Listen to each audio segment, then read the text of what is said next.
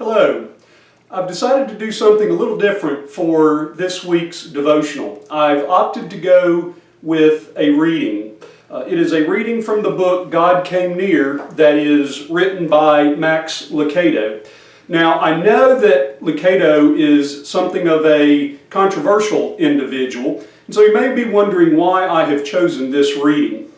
And the reason for that is my mother taught my sister and me something very novel. She taught us to think critically, to not just accept or reject something based on who or what is saying it, to not throw the baby out with the proverbial bathwater. To do so is actually easy for me to say, it's actually a logical fallacy known as the ad hominem argument, which isn't even an argument, but for lack of a better word, it's what we call it. Ad hominem is Latin and means against the man, and it suggests that an argument is either valid or invalid based solely on the individual who is making it. We have a very current example of this in our society today.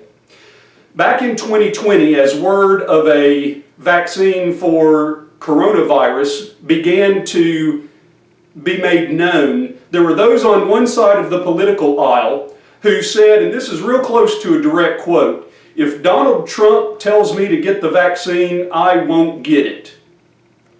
Well, when that side of the political aisle won the White House, they began not only telling Americans to get the vaccine, but began mandating the vaccine.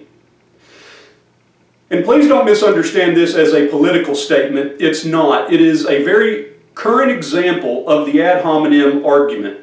Based solely on who is making the argument, I will accept or reject it. I'm not going to base my decision on science.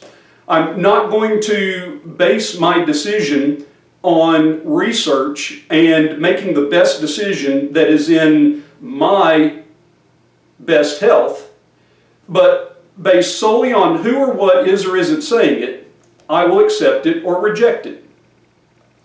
Well, that's not how I was raised. I was raised to research, study, evaluate, think about, and then make a decision. One of the things that I love about this book specifically is how Lucado strips away the pageantry of the incarnation, the birth of Jesus, and gets us as Christians to think about the real importance, the significance of the incarnation. Don't get me wrong, I'm not against the pageantry of Christmas. On every window and door in the house, or on the outside of the house, there are wreaths with big, obnoxious red bows. There's an even bigger wreath and an even bigger red, obnoxious bow on the gate by the road. I've chosen to conduct today's devotional in my living room, and you see our Christmas tree right beside me here. So I'm not against the pageantry of Christmas at all, but I do think that as Christians, the importance of the birth of Jesus is much more significant than wreaths and bows and trees and presents. And Lucado, I think, does an excellent job in this book of getting us to think about that. The section from this book that I'm going to be reading is titled "The Arrival." The noise and the bustle began earlier than usual in the village. As night gave way to dawn, people were already on the streets. Vendors were positioning themselves on the corners of the most heavily traveled avenues. Store owners were unlocking the doors to their shops. Children were awakened by the exciting barking of the street dogs and the complaints of donkeys pulling their carts. The owner of the inn had awakened earlier than most in the town. After all, the inn was full. All the beds were taken. Every available mat or blanket had been put to use. Soon, all the customers would be stirring, and there would be a lot of work to do. One's imagination is kindled, thinking about the conversation of the innkeeper and his family at the breakfast table. Did anyone mention the arrival of the young couple the night before? Did anyone ask about their welfare? Did anyone comment on the pregnancy of the girl on the donkey? Perhaps. Perhaps someone raised the subject, but at best it was raised, not discussed. There was nothing that novel about them. They were possibly one of several families that had been turned away that night. Besides, who had the time to talk about them when there was so much excitement in the air? Augustus did the economy of Bethlehem a favor when he decreed that a census should be taken. Who could remember when such commerce had hit the village? No, it was doubtful that anyone mentioned the couple's arrival or wondered about the condition of the girl. They were just too busy. The day was upon them. The day's bread had to be made. The morning chores had to be done. There was too much to do to imagine that the impossible had occurred. God had entered the world as a baby. Yet, were someone to chance upon the sheep stable on the outskirts of Bethlehem that morning, what a peculiar scene they would behold. The stable stinks like all stables do. The stench of urine, dung, and sheep reeks pungently in the air. The ground is hard, the hay is scarce. Cobwebs cling to the ceiling, and a mouse scurries across the dirt floor. A more lowly place of birth could not exist. Off to one side sit a group of shepherds. They sit silently on the floor, perhaps perplexed, perhaps in awe, no doubt in amazement. Their night had been interrupted by an explosion of light from heaven and a symphony of angels. God goes to those who have the time to hear Him. So on this cloudless night, He went to simple shepherds. Near the young mother sits the weary father. If anyone is dozing, he is. He can't remember the last time that he sat down. And now that excitement has subsided a bit, now that Mary and the baby are comfortable, he leans against the wall of the stable and feels his eyes grow heavy. He still hasn't figured it out.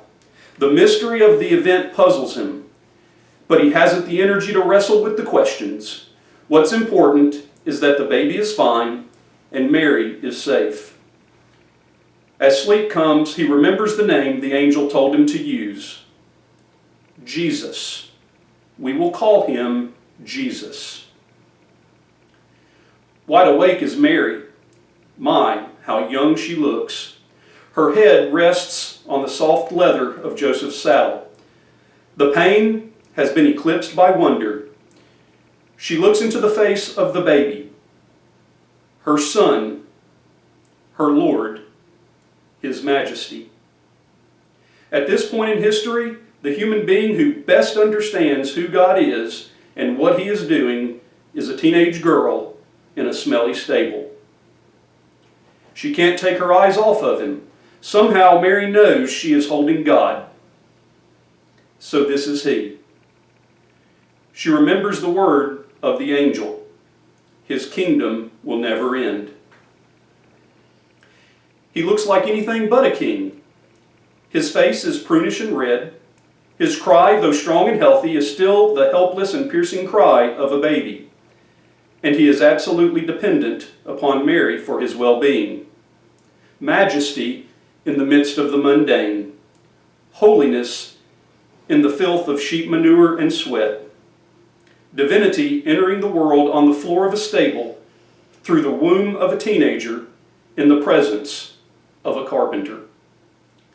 She touches the face of the infant God. How long was your journey? This baby had overlooked the universe. These rags keeping him warm were the robes of eternity. His golden throne room had been abandoned in favor of a dirty sheep pen, and worshiping angels had been replaced with kind but bewildered shepherds. Meanwhile, the city hums. The merchants are unaware that God has visited their planet. The innkeeper would never believe that he had just sent God into the cold. And the people would scoff at anyone who told them the Messiah lay in the arms of a teenager on the outskirts of their village. They were all too busy to contemplate the possibility. Those who missed His Majesty's arrival that night missed it not because of evil acts or malice. No, they missed Him because they simply weren't looking. Little has changed in the last 2,000 years, has it? I've got nothing but big love for all of y'all, and I hope you have a great rest of your day.